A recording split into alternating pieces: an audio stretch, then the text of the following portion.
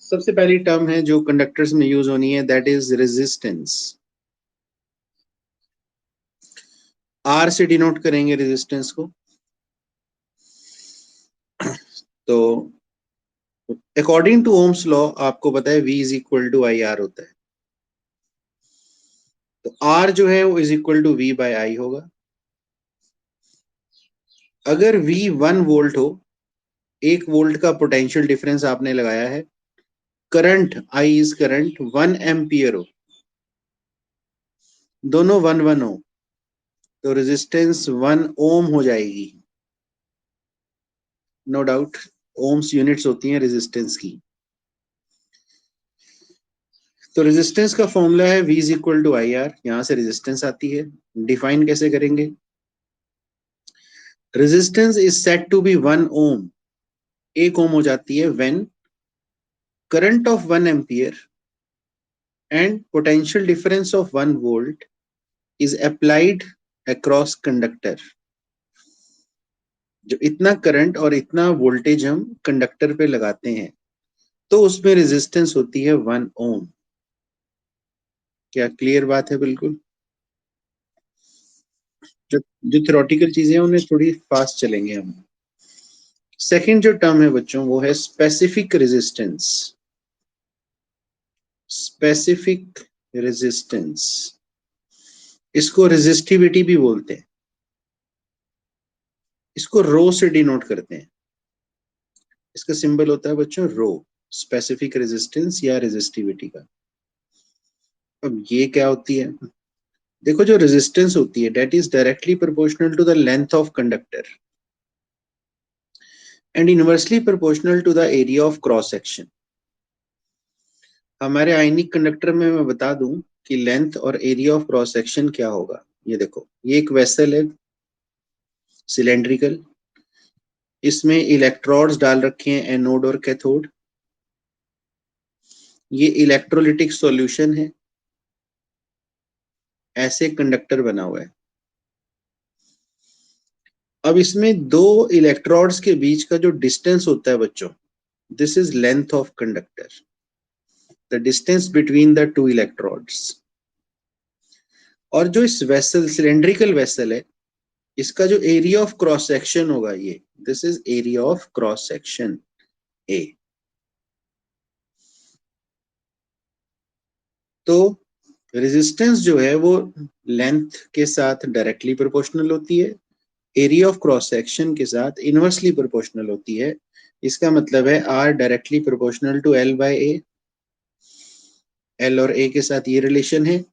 Constant of proportionality लगाते हैं रो, L by ए, ये प्रोपोर्शनैलिटी का कांस्टेंट लगाया है। तो रो हो जाएगा आर ए बाय एल। ये इसका फॉर्मूला है बच्चों स्पेसिफिक रेजिस्टेंस का।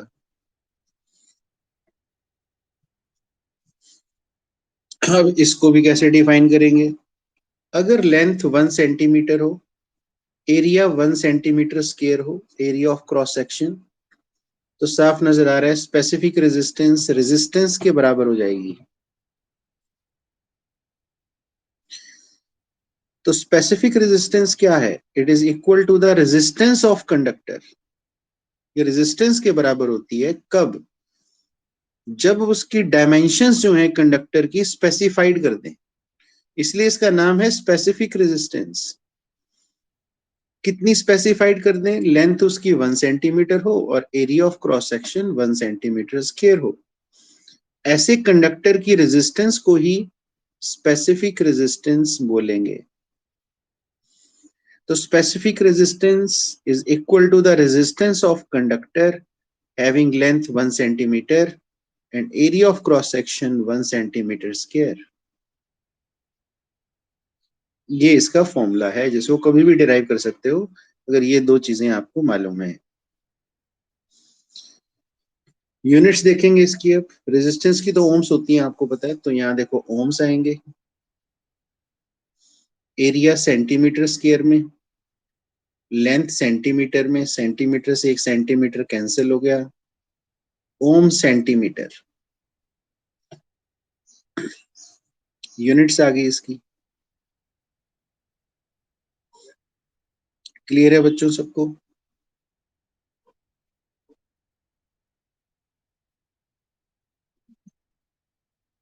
ले सकते हैं बेटा, वो तो हमारी मर्जी है ना। ठीक है, लेकिन आप सोचो आप जिस बीकर में एक्सपेरिमेंट करते हो, वेसल में, क्या वो इतना बड़ा होता है क्या कि मीटर्स में लेंगे हम? फिर तो ज्यादा एक्यूरेट क्या है कि हम सेंटीमीटर में लेंगे। ठीक है, और बाकी लेना चाहो तो ले सकते हो, लेना चाहो तो ले सकते हो, कोई दिक्कत नहीं है उसमें। वो तो उसमें क्या दिक्कत है, उसमें ओम मीटर हो जाएगा। चलिए, तीसरा जो टर्म है हमारे पास है, थर्ड टर्म, कंडक्टेंस। कंडक्टेंस, इसको पहले सी से और आजकल इसको जी से दिखाया जाता है, सिंबल इसका जी है। हम इसको सी से ही दिखाएंगे, जी से नहीं, हम इसको पुराने वाले सिंबल सी से ही दिखाएंगे। तो कंडक्टेंस क्या होता है? Rate of flow of current, एक कंडक्टर में से कितना करंट फ्लो हो रहा है, that is called conductance. No doubt it is reciprocal of resistance. भाई रेजिस्टेंस जितना ज्यादा होगा कंडक्टेंस उतनी कम होगी, ये तो ऑब्वियस सी बात है, उसमें उतना करंट कम फ्लो करेगा। तो मैथमेटिकली कंडक्टेंस होती है रेसिप्रोकल ऑफ स्पेसिफिक रेजिस्टेंस। तो ये इसका फॉर्मूला हो गया।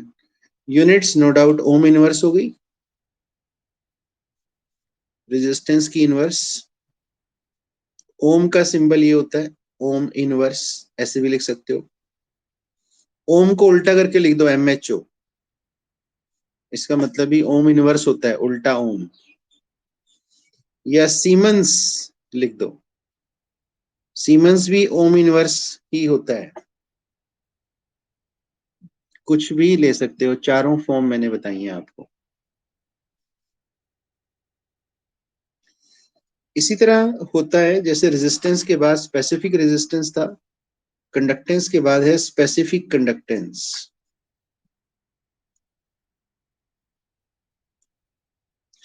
स्पेसिफिक रेजिस्टेंस को रेजिस्टिविटी बोला था, स्पेसिफिक कंडक्टेंस को कंडक्टिविटी बोलते हैं।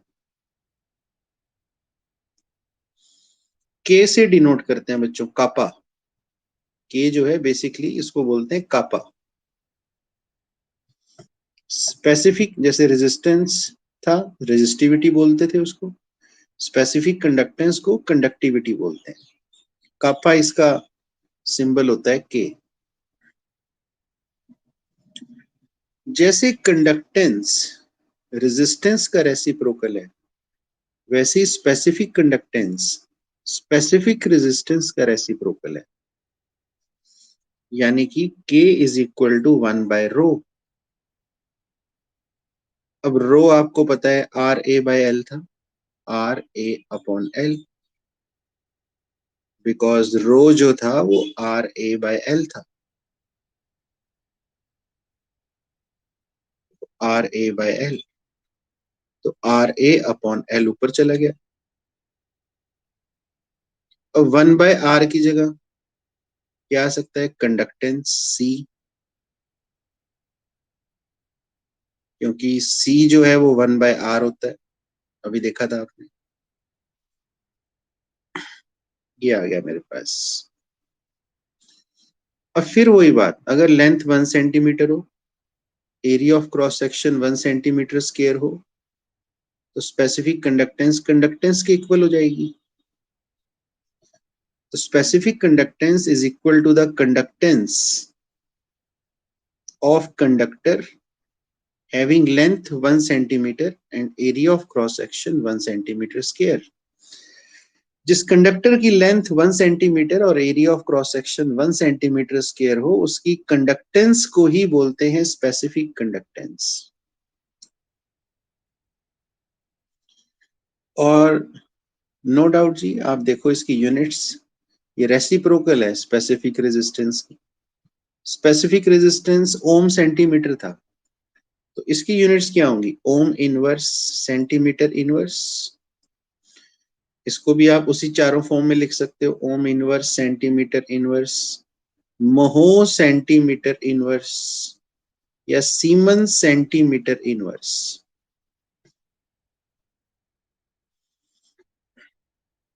क्या क्लियर है बच्चों सबको? पांचवी और लास्ट टर्म ये है सेल कांस्टेंट। सेल कांस्टेंट देखो, जो K है C/L/A है, आपके सामने है ये। L/A लेंथ और एरिया ऑफ क्रॉस सेक्शन की जो रेशियो होती है ये, इसी को सेल कांस्टेंट बोलते हैं बच्चों। यानी कि K = C सेल कांस्टेंट। इसको G* सिंबल होता है इसका G*।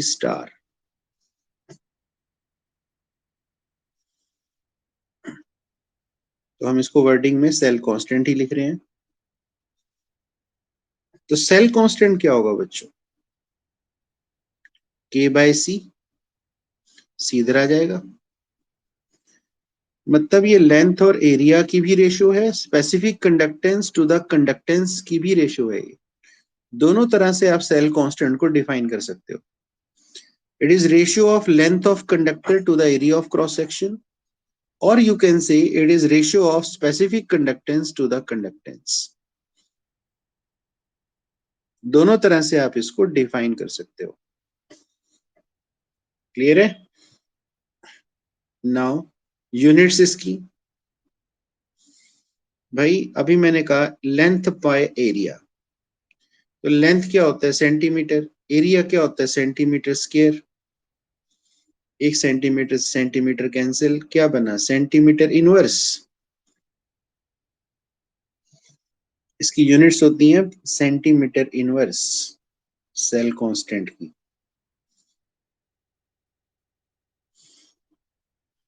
क्या क्लियर हो गया बच्चों टर्म्स कंडक्टर्स के बारे में? मैं आपसे पूछता हूँ जल्दी से, इसको छोड़ते हैं, आपने बताना है। चलो जी, टू द पॉइंट फटाफट से बताते रहना। शिलू कहाँ हो, क्लास में हो ना? शिलू एक बात बताओ, रेजिस्टेंस का फॉर्मूला क्या था, वोल्टेज और करंट के साथ क्या रिलेशन था रेजिस्टेंस का? हाँ ठीक है, मतलब V = IR। रेजिस्टेंस की यूनिट्स क्या थी बेटा, ओम। ठीक है, नेक्स्ट चीज पे आते हैं, अगली चीज पे आते हैं। सेकंड चीज, स्पेसिफिक रेजिस्टेंस या रेजिस्टिविटी बोलते हैं जिसको। इसका सिंबल जो होता है वो रो होता है। कुशाग्र, स्पेसिफिक रेजिस्टेंस या रेजिस्टिविटी, सिंबल होता है इसका रो। मुझे बताइए इसका फॉर्मूला क्या था, रो = वेरी गुड, RA/L। शाबाश। यूनिट्स क्या थी बेटा इसकी, स्पेसिफिक रेजिस्टेंस की? शाबाश, ओम सेंटीमीटर यूनिट्स थी इसकी। बिल्कुल ठीक बात है।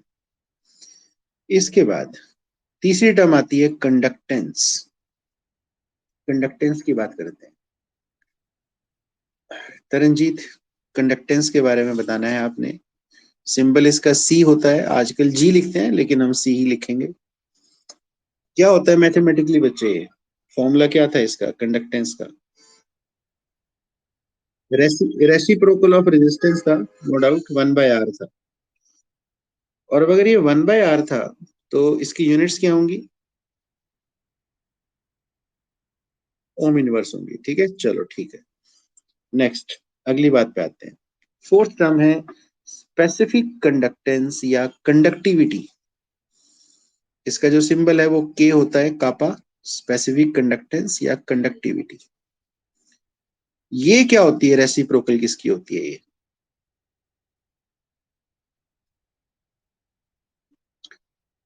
हाँ, this is reciprocal of resistivity, यानी कि 1/रो। रो को सॉल्व किया, फिर हमने RA/L ऊपर चला गया, 1/R हो गया, R की जगह C लग गया, फाइनली K जो आया वो C × L/A आया। अब ये बताओ इसकी यूनिट्स क्या होंगी? बिल्कुल ठीक है। नेक्स्ट आते हैं सेल कांस्टेंट पे। सेल कांस्टेंट के दो फॉर्मूलाज हैं, बताओ क्या क्या। एक पहला कौन सा है? Length upon area of cross section, और दूसरा कौन सा है? के बाई सी। यूनिट्स क्या है इसकी? That's it. चलो पांचों टर्म्स हो गई हैं हमारी, ये सब हमें यूज होंगी न्यूमेरिकल्स में। अब अगला टॉपिक जो है हमारा वो है types of conductance. Types of conductance.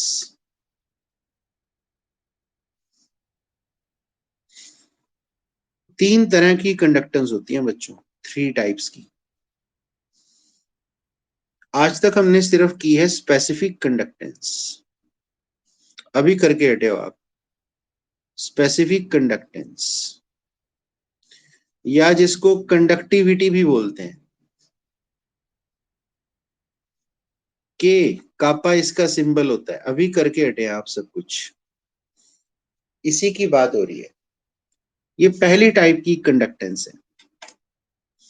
अभी तक तो हमने इसको सिर्फ मैथमेटिकली समझा कि ये क्या होती है, कि रेसिप्रोकल होती है भाई स्पेसिफिक रेजिस्टेंस की, 1/ρ होती है। वो तो मैथमेटिकली हमने इसको समझ लिया, इसकी यूनिट्स देख ली, चलो ठीक है।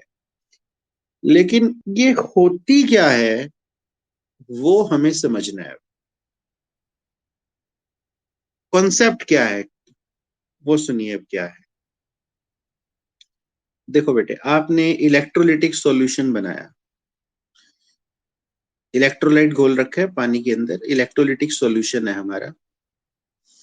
उसके 1 cc वॉल्यूम में, जैसे मान लो 1 cc वॉल्यूम है, उसके अंदर जितने भी आयंस होंगे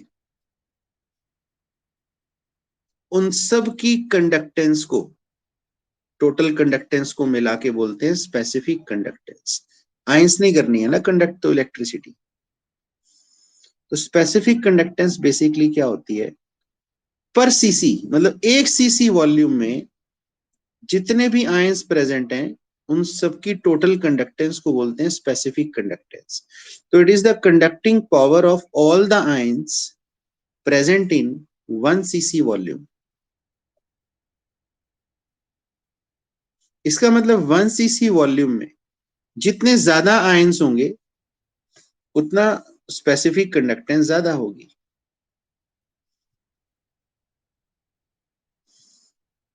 अब देखते हैं इस बात को कितने बच्चे समझे। जैसे मान लो मेरे पास